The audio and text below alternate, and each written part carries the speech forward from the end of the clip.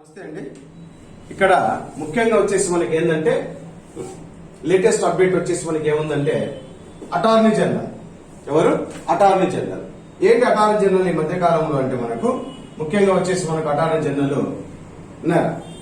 Attorney general ఎందుకు ఇది వార్తల్లో ఉంది? ఎందుకు ఇది వార్తల్లో ఉంది? ఎందుకు ఇది వార్తల్లో ఉంది అంటే సీనియర్ అడ్వకేట్. ఎవరు? సీనియర్ అడ్వకేట్ ఎవరు? R Venkata Ramani is new attorney general of India.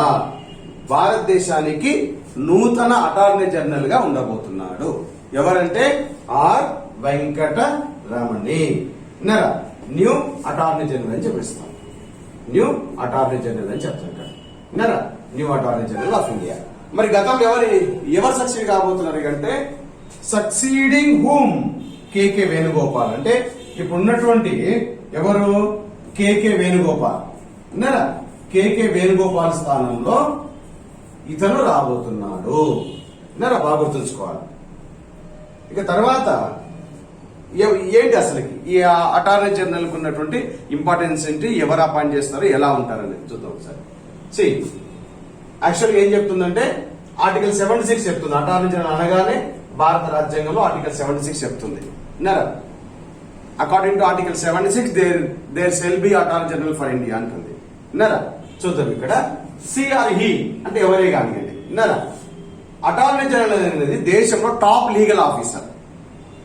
భారతదేశంలో మొదటి న్యాయాధికారిగా పేర్కొంటాం. Attorney general top legal officer in the country. దేశంలో టాప్ స్థాయిలో ఉన్నటువంటి న్యాయపరమైన అధికారిగా మనం పేర్కొంటాం. ఎవరిని? Attorney general. Plus part of the union executive. Central government ఏదైతే ఎగ్జిక్యూటివ్ ఉంటుందో దాంట్లో ఒక భాగంగా పరిగణిస్తారు. ఎవరిని? Attorney general.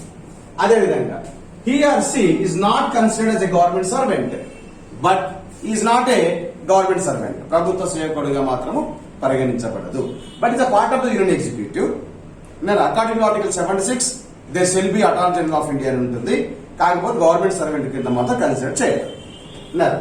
తర్వాత ఇతనికి అటార్నీ జనరల్ ఎవరైతే ఉంటారో మనకు అటార్నీ జనరల్ ఎవరైతే ఉంటారో ఇతనికి ఇద్దరు సొలిసిటర్ జనరల్స్ ఉంటారు. ఇద్దరు సొలిసిటర్ జనరల్ దానికి తర్వాత చెప్పుకుందాం. ఇద్దరు సొలిసిటర్ జనరల్స్ ఉంటారు. నలుగురు అడిషనల్ సొలిసిటర్ జనరల్ ఉంటారు. నలుగురు అడిషనల్ సొలిసిటర్ జనరల్స్ ఉంటారు. ఇతనికి సహాయపడడానికి ఇద్దరు సొలిసిటర్ జనరల్ ఉంటారు. నలుగురు అడిషనల్ సొలిసిటర్ జనరల్ ఉంటారు. వీడి గురించి తర్వాత చెప్పుకుందాం.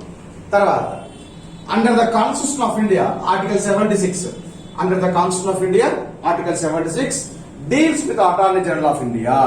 భారత రాజ్యాంగంలో 76వ నిబంధన ఏం చెప్తుందంటే అటార్నీ జనరల్ గురించి పేర్కొంటుంది. అటార్నీ జనరల్ గురించి పేర్కొంటుంది. అదేవిధంగా అదే స్టేట్ లో అయితే ఆర్టికల్ 165 ఆధారంగా ఎవరు ఉంటారు అంటే రాష్ట్రంలో advocate general of the states ఉంటారు.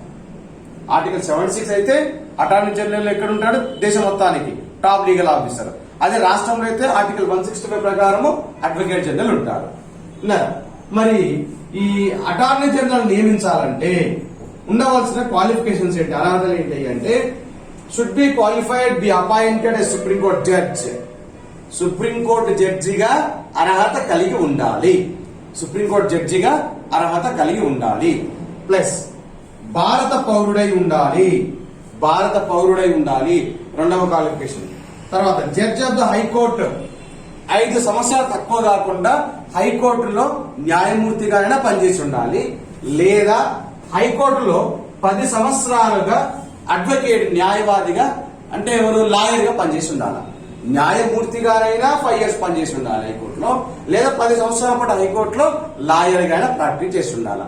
ఆల్సో ఈ should be famous jurist in the opinion of the president of India. భారత రాష్ట్రపతి దృష్టిలో ప్రముఖ న్యాయ కోవిదుడై ఉండాలి. ప్రముఖ న్యాయ కోవిదుడై ఉండాలి.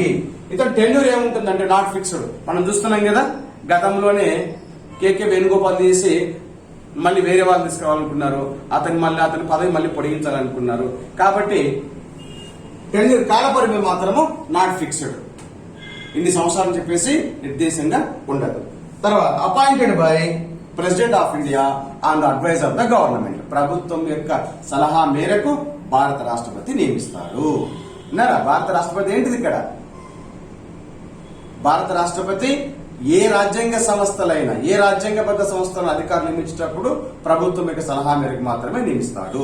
కాబట్టి attorney general appointed by president of India and advise of the government, ప్రభుత్వం యొక్క సలహా మేరకు. సరే, మీ అటార్నీ జనరల్ యొక్క ఫంక్షన్స్ ఏముంటాయి? అటార్నీ జనరల్ యొక్క ఫంక్షన్స్ ఏముంటాయి మనకు గుర్తుపెట్టుకోవాలి. ఆర్టికల్ 76 అని గుర్తుపెట్టుకోవాలా. ఇతను టాప్ లీగల్ ఆఫీసర్ అని చెప్తాము. ఇతను ఏం చెప్తాము? Top legal officer. బాగా గుర్తుంచుకోవాలి, టాప్ లీగల్ ఆఫీసర్ గా పరిగణిస్తారని చెప్తాము. సరే, ఇతనికి ఫంక్షన్స్ ఏముంటో చూద్దాం. అంటే విధులు ఏముంటాయి ఇతనికి విధులు ఏముంటాయి? ఏముంటాయి అంటే advice government on legal matters, న్యాయపరమైన అంశాలపై ప్రభుత్వానికి సలహాలు అందిస్తాడు. నెంబర్ 1. తర్వాత perform the legal duties assign by president, president చే అసైన్ చేయబడ్డటువంటి లీగల్ సంబంధమైన విధులను నిర్వర్తిస్తాడు. తర్వాత appear behalf of the government in all cases supreme court, high court, ప్రభుత్వానికి సంబంధించిన ఏమైనా కేసులు ఉన్నట్టయితే సుప్రీంకోర్టులో మరి హైకోర్టులో హాజరవుతాడు. తర్వాత the represent government under article 143, represent government under 143 the power of president to consult the supreme court. అంటే అకార్డింగ్ టు మనకు ఆర్టికల్ 143 ఉంది, president should consult the supreme court any issue. ఏదైనా దేశంలో ఉంటే ఆ సందర్భంలో ఏం చేసి భారత రాష్ట్రపతి సుప్రీంకోర్టు యొక్క ప్రధాన న్యాయమూర్తిని సంప్రదించవచ్చు. అప్పుడు ఏం చేస్తారంటే రాష్ట్రపతి తరఫున ప్రతినిధిగా సుప్రీంకోర్టు సలహాను కోరడం జరుగుతుంది. ఇది రాష్ట్రపతికి సంబంధించిన article 143. The president of India can seek the any information any advise from the supreme court chief justice. కాబట్టి రాష్ట్రపతి తరఫున ఇతను ఏం చేస్తాడంటే సుప్రీంకోర్టు నుంచి సుప్రీంకోర్టు కన్సల్ట్ అవుతాడు అని చెప్పారు. తర్వాత discharge functions conferred by constitutional law, చట్ట ప్రకారము రాజ్యాంగ ప్రకారం ఉన్నటువంటి అన్ని విధులను నిర్వర్తిస్తాడు. ఇంకేం చేయొచ్చు ఇతను? You can attend the any house of the parliament in India. Also you can attend the any sessions of the state level legislative assemblies. దేశంలో పార్లమెంట్ లో జరిగే సమావేశాలకు అటార్నీ జనరల్ స్వయంగా హాజరు కావచ్చు. అదేవిధంగా రాష్ట్రాల్లో జరిగే అసెంబ్లీ సమావేశాలకు స్వయంగా హాజరు కావచ్చు. But he has no right to vote, vote వేసే హక్కు మాత్రం లేదు. He can attend the sessions, he can deliver the speech but not vote. సమావేశాలకు హాజరు కావచ్చు మరియు అతను ప్రసంగం ఇవ్వచ్చు, కానీ ఓటు వేసే హక్కు మాత్రం లేదు. ఇవి ఈ యొక్క అటార్నీ జనరల్ యొక్క ఫంక్షన్స్ అని చెప్పేసి పేర్కొంటాం. ఇక తర్వాత ఇతనుకున్న రైట్స్ ఏమి ఉన్నాయి? ఇందాక చెప్పినట్టు ఇతనుకున్నట్టు రైట్స్ ఇందాక చెప్పాను మీకు. Right to speak, take part, అంటే he can deliver and participate. ఎక్కడ? The proceedings of both house of the parliament and joint sitting also. సంయుక్త సమావేశాలకు గాని పార్లమెంట్ సమావేశాల్లో గాని భాగస్వామ్యం కావచ్చు. But also you can speak also, but not right to vote, vote వేసే హక్కు మాత్రం లేదు. Enjoy the privileges immunities member of parliament. ఒక పార్లమెంట్ సభ్యునికి ఎలాంటి హక్కులు ఉంటాయో, పార్లమెంట్ సభ్యునికి ఎలాంటి హక్కులు ఉంటాయో అలాంటి హక్కులు కూడా మనకు అటార్నీ జనరల్ ఆఫ్ ఇండియాకు ఉంటాయి. All privileges and immunities like parliament member కు ఉన్నటువంటి అన్ని హక్కులు కూడా ఇతనికి వర్తిస్తాయి. Then not a government servant, not debarred from the private legal practice. కాబట్టి ఇతను గవర్నమెంట్ సర్వెంట్ కాడు కాబట్టి లీగల్ ప్రాక్టీస్ కు ఓకే అని చెప్తారు. తర్వాత ఇంకా నెక్స్ట్ ఏంటి? ఇతనికి ఉన్న లిమిటేషన్స్ ఏంటి? పరిమితులు ఏమున్నాయి? ఇతనికి ఉన్నటువంటి పరిమితులు ఏమున్నవి? ఇతని పరిమితులు ఏమున్నవి? No rights to vote in the house of the proceedings of the committees. ఇందాక చెప్పాను కదా, పార్లమెంట్ సమావేశాల్లో హాజరు కావచ్చు, రాష్ట్ర విధానసభలో హాజరు కావచ్చు, ఇతను ప్రసంగం ఇవ్వచ్చు, కానీ ఓటు వేసే హక్కు మాత్రం లేదు. ఇది పరిమితి కింద తీసుకుంటాం మనం. తర్వాత should not advise against or hold brief against government. ప్రభుత్వానికి వ్యతిరేకంగా ఎక్కడ కూడా సలహాలు ఇవ్వడానికి వీలు లేదు.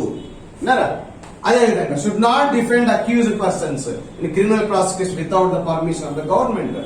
భారత ప్రభుత్వం మీకు పరిమితి లేకుండా నేరస్తుల తరపున వాదించడానికి వీలు లేదు. భారత ప్రభుత్వము ఆజ్ఞ లేకుండా పర్మిషన్ లేకుండా క్రిమినల్ తరఫున వాదించే అధికారం ఇతనికి లేదు. తర్వాత should not accept appointment director in any company are corporation without permission of the government of India. ప్రభుత్వం యొక్క అనుమతి లేకుండా ఏ కంపెనీకి కానివ్వండి, ఏ కార్పొరేషన్ కానివ్వండి డైరెక్టర్ గా వ్యవహరించరాదు. తర్వాత ఇతన్ని ఏ విధంగా తొలగిస్తారు? He hold office during the president of the pleasure. భారత రాష్ట్రపతి అభిష్టం ఉన్నంత వరకు పదవిలో కొనసాగుతాడు. భారత రాష్ట్రపతి అభిష్టం ఉన్నంత వరకు ఇతను పదవిలో కొనసాగుతాడు. Can be removed by president at any time. ఏ సమయమైనా సరే భారత రాష్ట్రపతి ఇతను తొలగించవచ్చు. కాబట్టి ఏం చెప్పుకున్నాం మనము? టెన్యూర్ ఇస్ నాట్ ఫిక్స్డ్ అని చెప్పుకున్నాం. తర్వాత no ground of removal or procedure mention the constitution of India. భారత రాజ్యాంగం ఎలాంటి ప్రొసీజర్ గానీ ఎలాంటి ఆధారాలు గానీ ఇతను ఏ విధంగా తొలగించాలని చెప్పేసి భారత రాజ్యాంగంలో ఎక్కడా పేర్కొనబడలేదు. తర్వాత ఇతని యొక్క శాలరీ సంగతి ఏంటి అంటే శాలరీకి వచ్చేసరికి ఏంటంటే the remuneration of the attorney general of India is not fixed by constitution of India. భారత రాజ్యాంగం చేత అటార్నీ జనరల్ యొక్క జీతాన్ని ఎక్కడ ఫిక్స్డ్ గా మనం ఎక్కడ లేదు. అయితే ఏం చెప్తుందంటే he receives as remuneration as a president may determine. భారత రాష్ట్రపతి నిర్ణయించిన ప్రకారము అటార్నీ జనరల్ కు జీతాలు ఇవ్వడం జరుగుతుంది. ఓకే. తర్వాత ఇక మొట్టమొదటి అటార్నీ జనరల్ ఎవరయ్యా భారతదేశంలో అంటే ఎంసీ సెట్వలాడ్. భారతదేశానికి మొట్టమొదటి అటార్నీ జనరల్ ఎవరయ్యా అంటే ఎంసీ సెట్వలాడ్. ఇప్పుడున్నటువంటి అటార్నీ జనరల్ ఎవరయ్యా అంటే 15th అటార్నీ జనరల్ అని చెప్తాము. ఎవరు? కేకే వేణుగోపాల్. ఇతని స్థానాన్ని ఎవరు భర్తీ చేయబోతున్నారంటే 16th attorney general R Venkataramani అని చెప్తాను. ఇక్కడ ఇది అడగవచ్చు. మొట్టమొదటి అటార్నీ జనరల్ ఎవరు, తర్వాత ప్రస్తుతం అటార్నీ జనరల్ ఎవరు, ప్రస్తుతం ఉన్నట్టు కేకే వేణుగోపాల్ ప్లేస్ లో ఎవరు అధిరోహించబోతున్నారంటే ఆర్ వెంకటరమణి అనే వ్యక్తి అటార్నీ జనరల్ ఆఫ్ ఇండియాగా అతను పదవిని పొందబోతున్నారని చెప్తాను. ఫస్ట్ వాడు present 15th, present 16th attorney general ఎవరయ్యా అంటే ఆర్ వెంకటరమణి అని చెప్పేసి పేర్కొంటారు. తర్వాత సో మీకు ఈ వీడియో నచ్చితే లైక్ చేయండి, సబ్స్క్రైబ్ చేయండి, మీ మిత్రులకు షేర్ చేయండి. ఇది చాలా ఇంపార్టెంట్ అండి.